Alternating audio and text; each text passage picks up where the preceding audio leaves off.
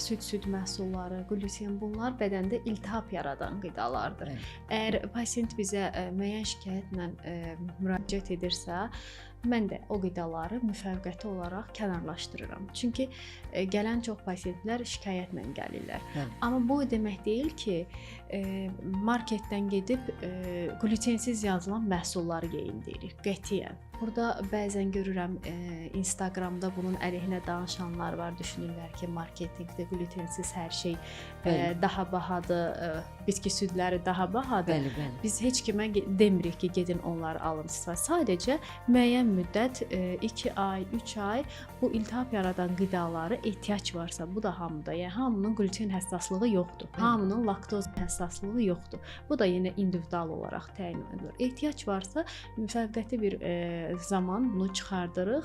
Daha sonra yenidən rasiona geri qaytarmaq olar.